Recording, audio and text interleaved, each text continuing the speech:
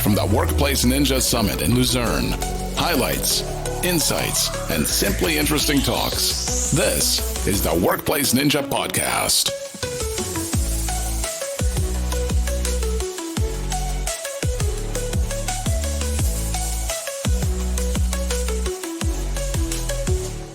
So, welcome back. New recording, experts on the table. Yeah, I made a mistake almost, but we're at the Workplace Ninja Summit in Luzerne. Last day, last few recordings. So after this one, only 2 to go. Luckily, because I'm a bit tired, so we were talking about that. I'm running out of questions, so using AI to optimize that a bit. My name is Frans Oudendorp. I have with me community friends Mattias Borg and Stefan Schörling. Schörling. That is right. Yeah, Schörling. Yeah. Schörling. However you want it. Thank you so much for having us. It's I remember from the summer when we recorded. Do you really have the time to have us here for the full day? Yeah. Continue to talk as long as you want. I think when we recorded, that was for my own podcast, Talking Security, that I'm running together with Pujan at the moment. We did an MVP Insights, so there will be a second season, and probably Stefan will be invited for that as well. So nice.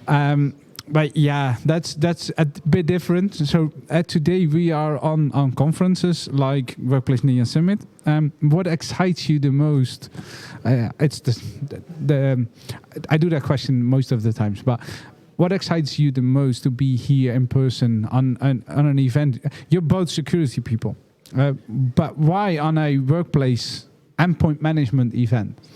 I mean, security is everywhere, but what excites me being here is meeting people, interacting with people, and talking to everyone. I mean, and of course, it's a beautiful city as well in Luzerne here, but I mean, just meeting and interacting with people and sharing with what I know and what I've learned throughout the years, because I love the community and love to share. So yeah, it's the same thing here, and also learn from anyone here. It's everyone has something to share, and you have all this conversation and deep conversations with a lot of people. And it also, as Stefan says, meeting people. I know there were a couple of years where it was virtual. It's not the same thing, even if we did what we had to do to have events and sharing knowledge during the pandemic, but this is a whole different thing. That's a fun thing. I was talking to one of the sponsors a few seconds ago, and I think the quality on this event is, from a speaker perspective, is that good that every attendee wants to join this event. And I don't know if that is because of the first 2 virtual events, because when we're delivering that virtual, everyone could attend. We had some issues with Teams probably at that days, but everyone could attend, so everyone knows what kind of content, what kind of speakers do we have. And after 2 years, we went physical, luckily. There is buzz, so everyone wants to be in this event because it's focused, the quality is high. How is that in your opinion? I fully agree, and I think a key factor for this is the local user groups. I mean, we're not running a VP Ninjas local group, but we are promoting this event and embracing this event from our Microsoft Management user group in Sweden, and there are local other ones in other countries which they know what the user group stands for, the content, the quality, and then everyone gets together here in Europe. So I think that's the key. Yeah, because I met people from all over Europe, a lot of people from Sweden and other countries, as well as people from the US, and Microsoft is here with people from Israel as well. Yeah. So there's a lot of buying in from everyone to be here and to provide the content for not only attendees but also for sponsors and for speakers, and it's something for everyone. Yeah, and there's someone out of the window trying to interact with us. So they want to learn. Mirko is one of the main organizers of this event, is trying to convince us when we are doing the recordings. It's not the first time, but it's fun to have him here. Yeah. But sharing knowledge. You did 2 sessions, one on more like cybersecurity tabletop, and the other one was some misconfigurations in red teaming. To start with the first one, what was the main takeaway that when I attended? I wasn't there, but when I was an attendee on that session, what was the main takeaway on that one? I mean, if we take the tabletop, I mean, tabletop exercises are simulations you do together. It's not technical. You test processes. You can test technical capabilities, but it's about finding new ways of identifying improvements in your environment. If it's processes, people, or if it's technology. So we thought, or we tried to hand out our experience with it and model around how to conduct the tabletop exercise to be successful. Why is that an essential part of an organization's security strategy? I mean, it comes back to you need to have your crisis management. If you are hit by an incident, you need to be prepared, you need to be able to act quickly, and the more you practice, the better you get at it when it happens. It's not an if, when an incident happens. So. It's also about having people to test out to feel the stress and the pressure, because you act differently when you're under stress. When we do these games, we usually get people to come to that level and start feeling that, because it's important to work as an organization, even if it's a stressful situation. So that's super important to have felt those feelings. Is that one of the most critical scenarios or threats that you believe should be included in tabletop exercises to test an organization? Is that? I mean, there are so many different angles. It can be everything from like simulating a ransomware to simulating a fire. It doesn't have to do with IT from a tabletop perspective. I mean, I used to do Dungeons and Dragons in the 90s, playing role play and kind of doing a story. And this is really the same thing about testing your capabilities. And it can be technology, it can be processes, it can be people, but it can be small scenarios as well, just testing. What if we lose our key vault where we store all our credentials? What happens then? Well, usually when we do incident response, we come out to a company that's been affected from ransomware or something else, and they're working for like 2-3 days, 24/7, or sometimes even a week, and they haven't slept. They are stressed out. So it's important to like understand what you need to do, get people to get some well-deserved sleep and everything. And it's usually something we do to send people home, get some rest, and come back at a defined time to. Because we need to have the customer in like a working that the stuff is actually working and works in their mind and everything when we do incident response. I have a good example from that. I did a podcast for my former employer in Dutch. That was with one of a customer that was hit by shit, so to say. What they say in the end, after they look back, was be prepared. Because what you say, Mattias, if you are hitting shit and you need to be at Sunday or at Saturday in the company because ransomware is there. One of the guys, his father was passed away at that moment, and he needs to choose: should I be with my mother or should I be in the company? Because that thousands of people are relying on me because they have work, and do they have work the next week or so?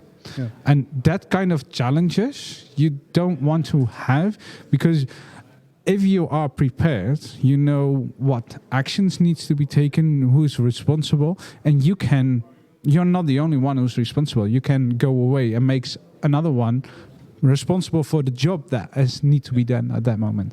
Yeah, it's crucial to practice. The more you can practice in advance, the better it is. Then you can never be prepared for all situations, but the more you practice, the better prepared are you, and that is really key for this, and that's the whole purpose about the tabletop exercise. Practicing, finding gaps, improving gaps, and working on it systematically, or in a way. Some solutions works on different problems as well during an incident, for example. And if you have in a practice scenario where you fake that someone is sick or something, and then you run into a different person, maybe not that exact role to get sick, you still have tried and trained on what you need to do when someone is sick. So it's super important to have that training and to take a deep breath and get the facts from the situation. Yeah, the actions and the responsibilities are really clear. So it doesn't matter who takes a specific role when the shit hits the fan, so to say. I totally agree with that. Is that looking at leadership involvement is really necessary? So I think companies really need to do this kind of preparation. How do you engage with leadership in that area? Because it's sometimes hard to make them aware of these kind of things. I think it depends on the scenario you're playing. I mean, and the scope of it. We have done this for board members to get more awareness. We've done it with like management groups, and then just disconnecting IT. How are you acting if your IT manager comes telling you this? Yep. Are we going to go out with a press statement? How are we going to tackle the stock market? How are we going to handle our employees? Are the factories going to continue running? So it's about continual services and so on. So we do these types of exercises all the way from nitty-gritty technology up to upper management and boards. So you need to have a scenario that fits them and so on. So yep. We do it for the whole scope, and it's really important because everyone is involved in the chain if it's a large cyber incident. Yeah.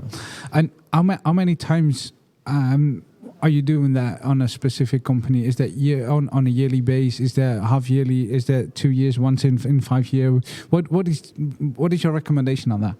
I mean, at least yearly is my kind of minimum, and then you should test, like doing smaller tests internally continuously. If it's a smaller one, a smaller scope in the local team, maybe just doing once a month or once a quarter, so you kind of keep up the pace. And it doesn't have to be this big exercise with 50 people involved every time. You can kind of scale it down and people bring it on to their own department. So, but some kind of continuity on it. If it's yearly, I would say is a good. Talking about the other session, because red teaming, you're doing that kind of stuff, Mattias. What is the most common misconfigurations that you have seen within red team actions? Yeah, what we tried to do on the session was to summarize a few of them that we see that are like somewhat critical. But a very common thing is misconfigurations on service accounts. The passwords are too short, too bad. Usually a word or something, especially if it's an old test account. So something that we do is we analyze when the password was last configured. So we can kind of, it was, let's say it was 10, 15 years ago, then it's usually a more bad password.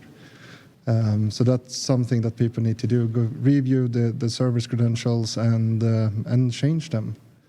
And also, in general, the tiering and segmentation in the on-prem environment.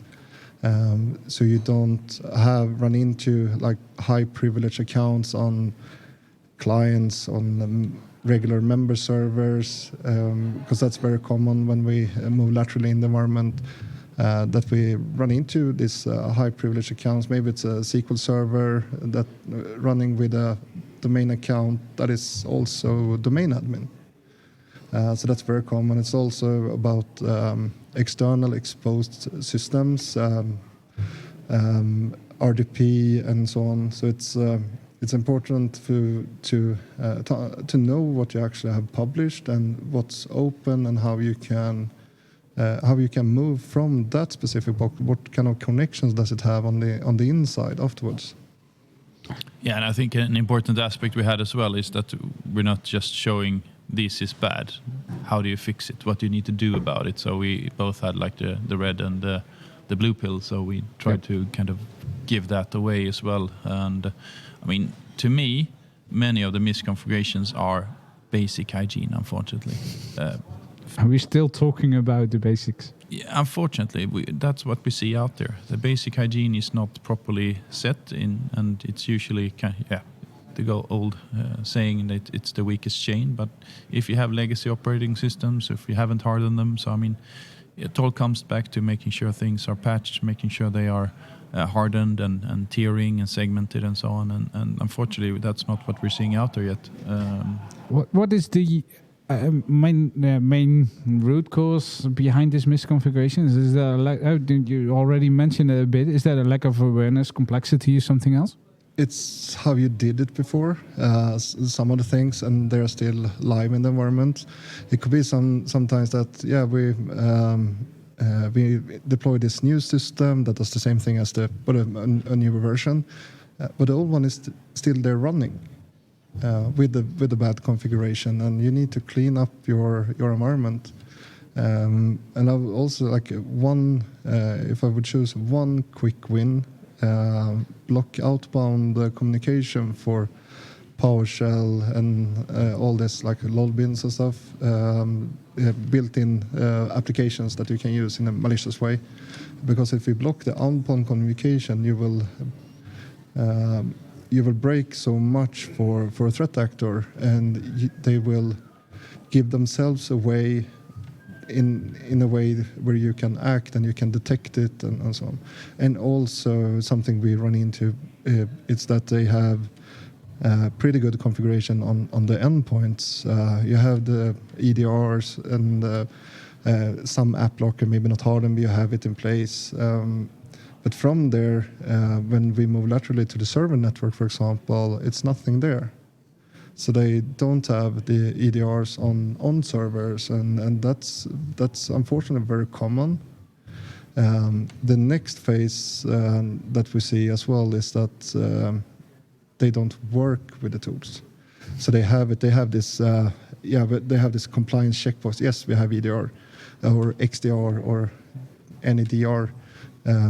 But they're not working with it actively. No, they need to have, all organizations need to have 24/7 monitoring today, because a lot of attacks start like 5 o'clock Friday afternoon or Saturday during public holidays, because the threat actors know that organizations are short on staff those days.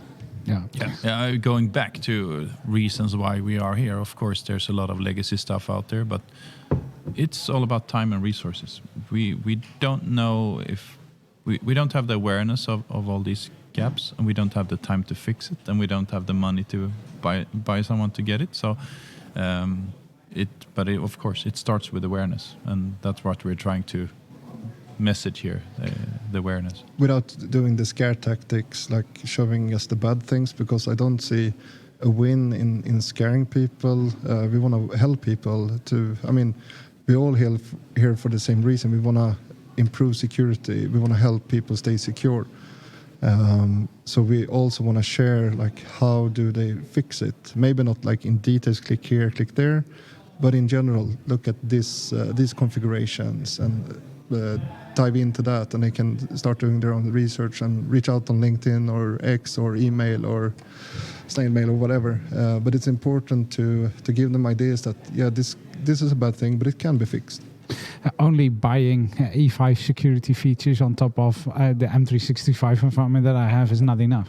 That's what you say. Yeah, it's a start of something. You gain visibility and you can start acting on things, and then you need to have someone monitoring and so on. But I want to go back to kind of, even if we both really love working on incidents, helping customers, I'd rather spend the time with family during the weekend than helping customers in that perspective. So that's why it's better to protect before it happens. So that's totally agree. One thing to just throw back to penetration testing and red teaming, if there's organization that just is about to start with security, it's not the right thing to do a pen test or red team, because we know how it's going to end, and we won't even probably find all the bad things. We will find certain different ways to own everything, but we won't find all the bad things.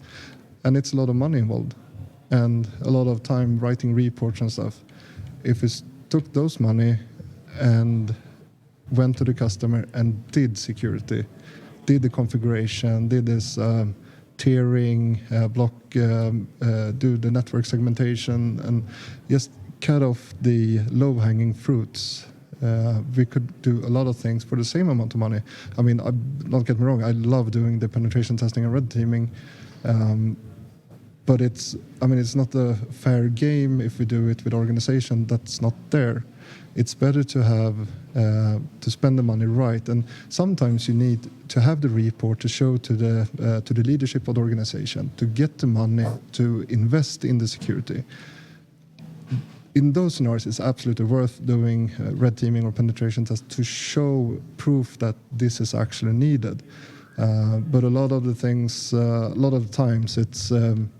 it's better to just start doing things instead of just reading reports. Yeah, definitely. But I think, philosophically, it really comes back to systematic information security. I mean, it's not many companies you meet who are risk aware, who have a risk register, who work systematically with the risks. It's all focused around technology. It's also about companies need to mature their information security, the posture, how they manage risk in the enterprise risk register and so on, and then they can address it more systematically. So it's kind of it's a hassle for many organizations. I mean, IT business is, okay, I've been in it for 25 years, but it's still very new compared to many other.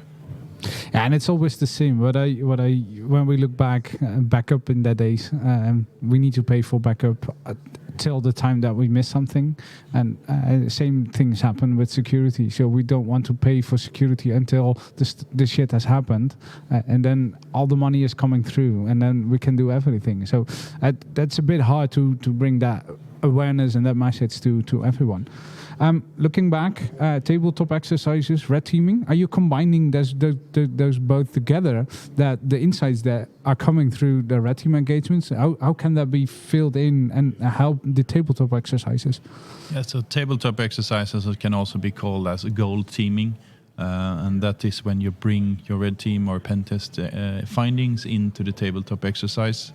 If we haven't done any parts of the red teaming or pen testing before, we usually try to use threat intelligence-based scenarios, which is real for the vector or the sector the customer is in. So yeah, we definitely try to tie that together. Some types of institutions like banking and finance are more structured in that area, where they actually have a proper process where they feed in the red team findings into the tabletop exercise, and then they start playing on that to find that. But it depends on the maturity of the organization, I would say. So, since red teaming is like a covert operation, it's also good from the red team side to understand the tabletop, to see how people react and so on. It's something we bring into the engagements as well, to play on that, because sometimes they will detect or could detect some things, but we know how they're going to react to it, and we can be visible on one side, and then we start moving to the other side, and we know they will be stressed out, and they will focus on that, and they will panic and everything, and we continue on the other side to try to use that and force the blue team to let go of us, more or less. From a personal note, you've done this multiple times, red team at tabletop. What are the personal lessons that you have learned from maybe one? Yeah. I love to be a game master and playing tabletops or gold teaming exercises, and that's.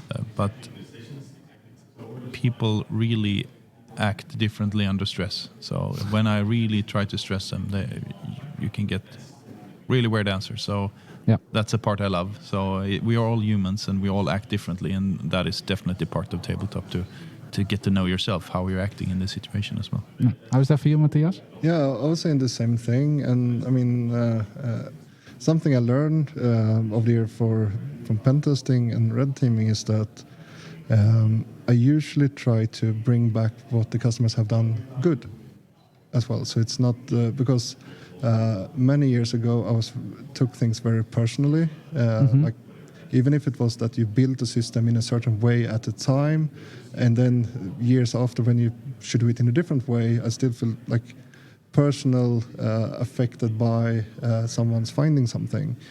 So that's something I learned during being on both sides from a tabletop exercise to learn, and that's also keep me from panicking and stressing out, and to get again an abstraction layer from the actual situation to still be in control of my current situation.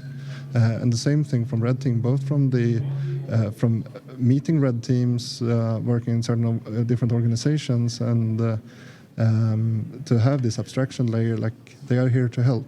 It's not me personally.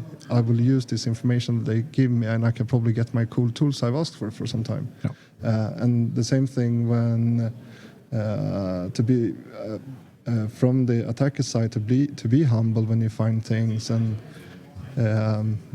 have a good tone in the conversation, and understand that the organization you're meeting, they are doing the best they can, and we are there to help them. So that's the approach we should have as well, because we meet some organizations that feel very bad that we passed by and so on. So we try to have analyze the situation and present the observation in a way that they feel good about it. And I think that's very important to the same thing when we do social engineering in like what's called black teaming, when we go on site and try to break into buildings. We want people to feel good of if they run into us. They shouldn't feel like, because we can always push people to give us information, but they will have the gut feeling that this wasn't a good thing to give away. Yeah. We always want people, and that's our goal. They're gonna feel good of have met us in the organization, even if we totally frame them, basically. Yeah, definitely. From a last question in this recording, if there is some advice that you give, if someone is looking to this video or listen to this recording, and it's a sysadmin or a CEO, CIO, whatever, what advice would you like to give them? I would say do tabletops. They are underestimated. They are giving you value, and they are very cost efficient. So do tabletop exercises. Start with it. Yeah. Except for the outcome, I would say it's really fun to do tabletop exercises as well, and really good, and it's super important. Yeah, and I think what you're already saying, people are acting that kind of differently if stress is coming in, and if you have somewhat experience with that, and you know what stress is doing with you, but on the other hand, have the structure, have all when there are things happen, and you know what to do, that gives you a lot of comfort to move forward. And I think that is so really important. Tabletops, but also red teaming can help on that. Yeah. From the defensive side, for people listening in, is look at low-hanging fruits in your environment and get those fixed. If you have bad certificate templates published in Active Directory, make sure to have them fixed as soon as possible.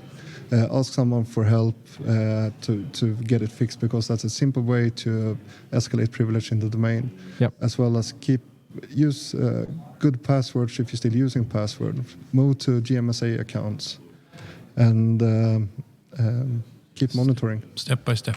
Step by step. Thank you, guys. Thank you. Love this recording. Move forward, and hopefully back next year so we can continue this conversation. Yeah, love to be here. Love to be here. Thank you.